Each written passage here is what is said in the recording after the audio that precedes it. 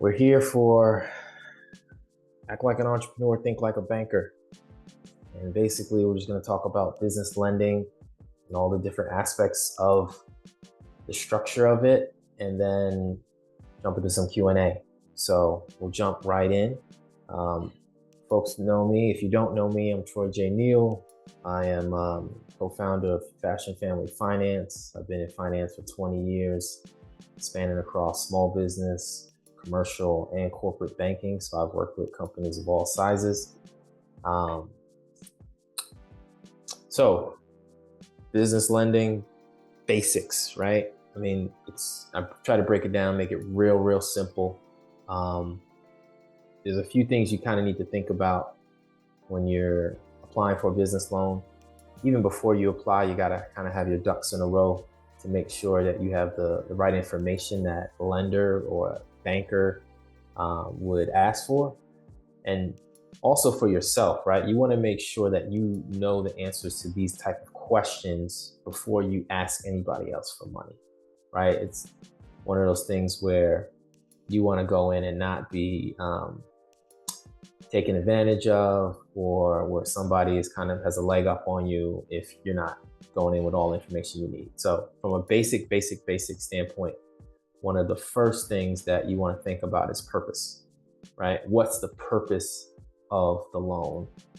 And you'll be surprised. There's so many people who, over my years in business banking and finance, have come in asking for a business loan or reached out to me and have no idea what they really need the money for. And that's a red flag right there, right? So you want to have a crystal clear idea of what that purpose is. So whether that's, hey, I'm a startup business, I need some capital to get off the ground, an experienced business or existing business, and I want to expand, I need to hire some folks, I need to renovate my company's office space. So there's a lot of different ways you can do that. You can use business lending to do those things, right? And when you have those conversations with lenders or bankers, knowing that purpose up front usually helps you, because then they can position you for the best type of solution or product, right? There's a bunch of different type of loan products, and that goes into the second bullet in terms of how you can get money from a bank or from a lender for that matter. So in a very basic framework, there's term loans and there's lines of credit. There's a whole bunch of other facilities out there, but most times when people are getting business lending, it's usually in the form of some type of term loan where it's a fixed amount over a fixed period, usually with a fixed rate that is similar to like a mortgage or a car loan, where you're just paying on it each month, right? There's a set interest rate depending on what time it is or what when you get the money. But the line of credit is more like a flexible spending account, right? So it's just a variable, it's an available pool of money that you could tap into that has a variable interest rate. So that money, that cost of borrowing is not set, but you have the ability to tap into it or not tap into it. So the advantage is it's like almost like a credit card. If you have that available line of credit, you can use it or not use it, and then you pay interest on it. So a line of credit is very similar to a credit card in a sense. The difference is that a line of credit can be taken in as cash, right? So a credit card, you can only buy things that are available to be bought through a credit card, right? Like you can't, for most places, you can't pay your mortgage or pay rent on a credit card. You can't pay payroll on a credit card. You can't pay taxes on a credit card. You can't pay another credit card with a credit card. So the difference is, like with a line of credit, is that you have the ability to use it as cash for any use or any need. And then another key difference is that the interest is charged from day one. So with a credit card, you get that 30-day float or 28-day float or whatever it is. Or if you pay it off what time that next statement comes, there's no interest charge. And we got a question. Is there a template or a specific way to present our purpose to lenders? Good question, Chris. No. I think it's just more about knowing it for yourself and then going in there being honest. Because one of the things, and it kind of goes into the next bullet in the 3 C's of credit, it's really your credit score, in a sense, your cash flow and your collateral. But lenders oftentimes also look at character. So sometimes you'll see other places where online and other lenders may say there's 5 C's of credit. So character is one of them. So if you go in saying, hey, I need a loan to expand my operations, but then you really are going to use that money to pay off debt, that's a red flag to a lender, right? So they'll quickly be able to figure out, as you're going through the process, if you're actually going to use the money for what it's necessary, what you're asking for it for. So yeah, so this is not really a template, but there are templates if you get into certain type of loans, like the 4th bullet, which is SBA. So SBA is like a government agency, small business administration, right? And what they do is they basically they provide like the backstop for banks or other lenders to give out money, additional money that they maybe wouldn't give out if that SBA guarantee wasn't there. It's kind of like for mortgage and like PMI, like private mortgage insurance. Like sometimes if you don't have enough down payment to qualify for a conventional loan, which is usually like the 20% most banks ask for, or your credit score is less than what the lender's looking for, they could say, hey, we'll give you the mortgage loan, but you got to pay that PMI on top of that loan. So SBA acts in the same way. You're not paying extra for SBA, but the SBA just acts as a backstop for the bank to say, hey, if lenders have this type of profile and they don't fit your traditional criteria, we'll backstop certain loans. And then, so with SBA, when you're applying for SBA, there are templates to qualify like how you're using the money, like use of funds. Basically, you have to kind of really pinpoint and say, hey, I need 400,000, 100's going to payroll, 100's going to market, 100's, whatever it is. You have to really break it down so they can exactly know. So that's a good question there. But I kind of skipped through a lot of the bullets really quickly, but I want to touch again on the 3 C's of credit. So again, you know your purpose, you're thinking about a business or you have a business. All right, I know what I need it for, right? I'm gonna go in and have that conversation. Okay, product type, maybe I need something that is, and the way you kind of differentiate between a product type in terms of like a fixed term loan versus a line of credit is like your use, like what you're using it for, and then also how long you think you're going to need to pay it back, right? So a term loan, because it's a fixed rate, that's usually something like a mortgage that you're planning on paying off over multiple years, right? And most business loans go out like 5 years. Some loans can go out more to like 7 years if you're using SBA, but most of them are like 5 years. Sometimes if you're doing like a commercial real estate loan, you can go out, longer than that, maybe 10 years, but typically it's 5. So, all right, I need to pay this off. It's going to take me 3 to 5 years. I'm going to need a term loan. Oh, actually, I could probably pay this off in 11 months, or I could pay this off in 6 months, or just a short-term need that I need to kind of bridge. Maybe I go with a line of credit and just, not have to have it stretched out over that entire period. So then you jump into the 3 C's of capital. 3 C's of credit. So credit, that's either your personal credit or your business credit. And most times it's both if the business has credit. And this is just strictly for small businesses. Once you elevate to like a commercial size business, which is like, let's say 10 million or more in sales, then your personal credit is not even taken into consideration at all. So anything under $1 million in terms of revenue, how much money your business is bringing in, is mostly all the time going to have personal and business liability, where they're looking at credit on both sides.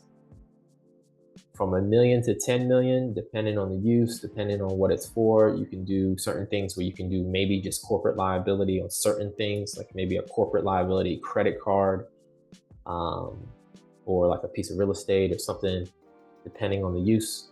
But over that 10 million mark, they don't look at your personal credit anymore. And the reason that happens is because small businesses, like especially under $1 million, which is what is considered like a micro business in terms of like the industry, those type of businesses are heavily relied on from that actual individual. So it's usually like, you know, I'm a doctor, I'm an attorney, I'm a whatever I am, you know, I have a mechanic shop, whatever it is. If you go to work or you don't go to work, that can affect the revenue of the business, right?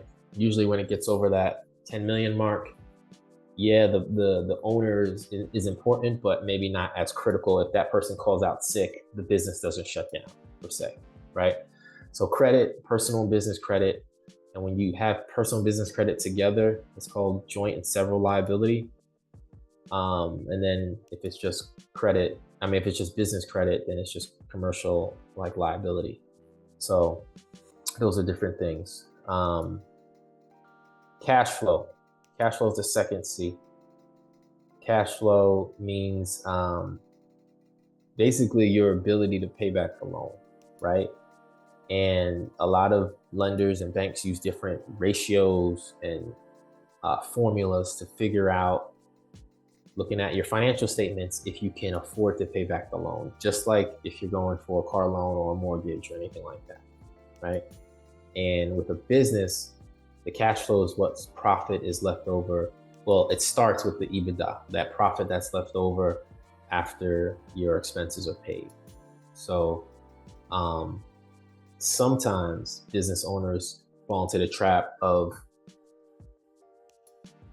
writing off all their expenses that they possibly can because they don't want to pay tax on that profit, right? Which is fine. If people want to do that, that's their strategy, that's their tax strategy, they can do that. But then they walk into a lender's office or bank and they say, hey, I need a loan. And it doesn't work that way, right? Because you're not showing any income, you're not showing any profit. But you can say, oh, well, I'm actually just writing this off because I need to write this off because my accountant said I need to lower my taxes, right? My tax liability.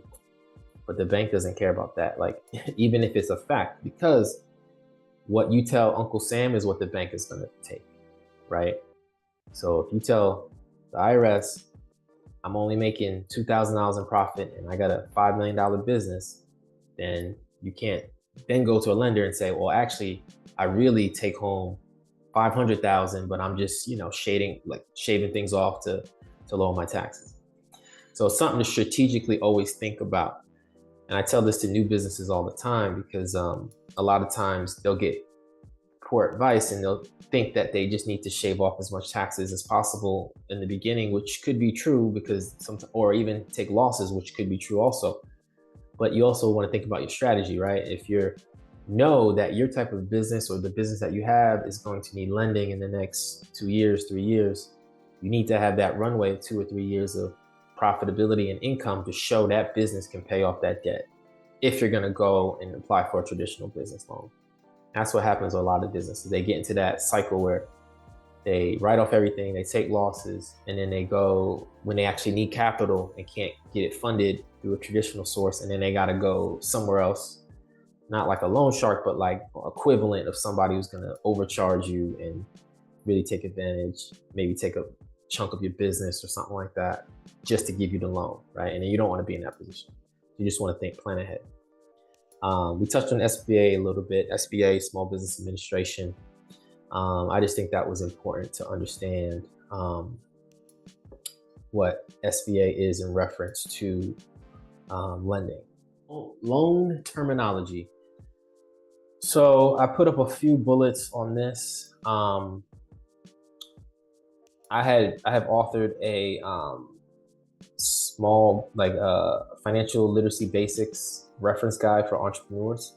It's on our website, Fashion.Family.Finance.com. It's under our digital learning modules, and it's called financial literacy basics. And if you go into there, there's a PDF that has like 20 some odd pages. It's a reference guide. It's not like a thing that you want to necessarily enjoy. You're not going to have it's not an enjoyable read. It's just more like a something that if somebody says a term that you don't understand in finance or business finance specifically, you could pull up this reference guide. It'll be in there and you can understand it in layman's terms, because a lot of the barrier for people, especially first time business owners or just people who haven't had that experience, it's just the language, it's just the terminology. So these are a few that are on that guide, but then also I just wanted to call out, right, working capital, because this is something like if you walk into a lender's office or you have a conversation with a lender, they might throw some terms around and it can kind of throw you off if you're not prepared. Working capital is simply a term that talks through like the expenses that you need to just run your day-to-day operations of your business. So sometimes, you'll talk to a lender and they'll say, are you looking for a working capital loan, which is basically to fund operations. So working capital needs are payroll, it could be your rent, your commercial rent, could be any type of monthly utility, those type of things, right? The things that you have to pay every single month just to keep the lights on. So if you're thinking about it as a person, right, as an individual, my personal working capital needs, right? I have food, I have maybe gas, I have, rent or mortgage, I got, Netflix, I got this, I got that, whatever it is that is on my monthly, tab. Working capital is in sync with your cash flow cycle. So cash flow cycle, money comes in through, as an individual, comes through usually as your paycheck, right? As a business, it comes through your business revenue, the money that you're making through selling of your services or products. Cash in, inflows, cash out, outflows, which is just your expenses, right? Inflows, outflows, inflows, outflows, inflows, outflows, just circular.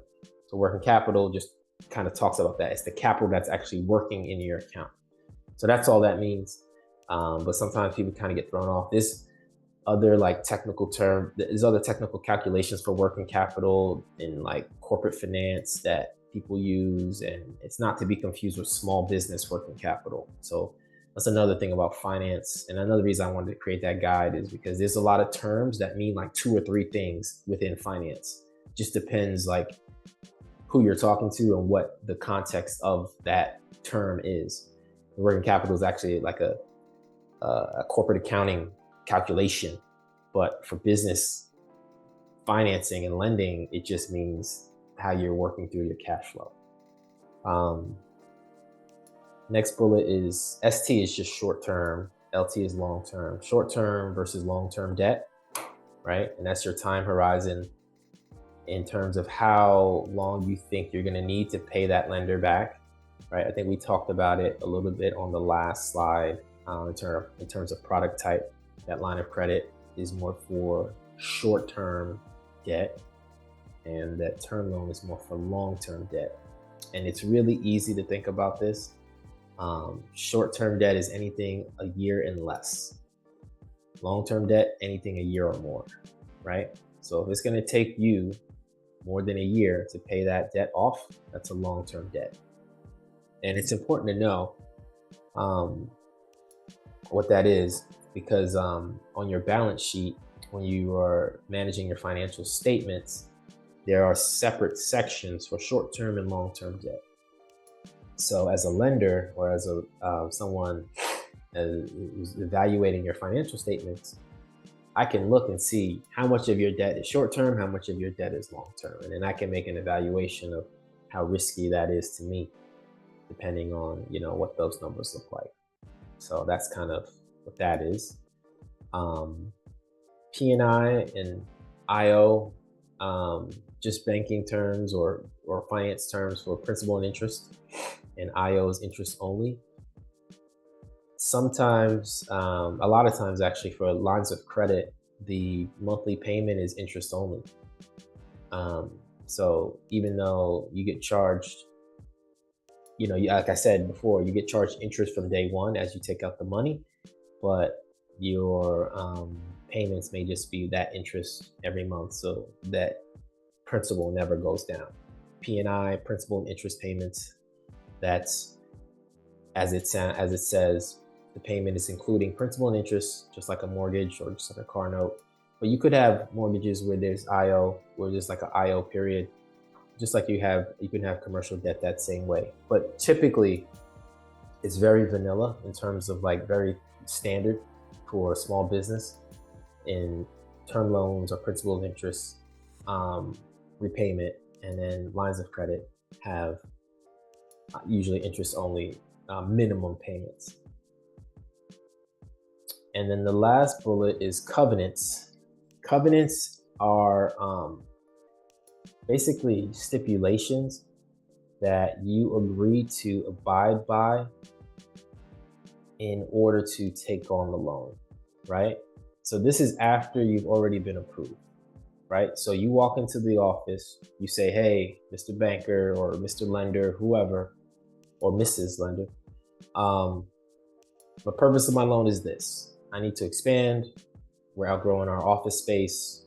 I need more square footage to house the employees and the inventory I have, right? Okay.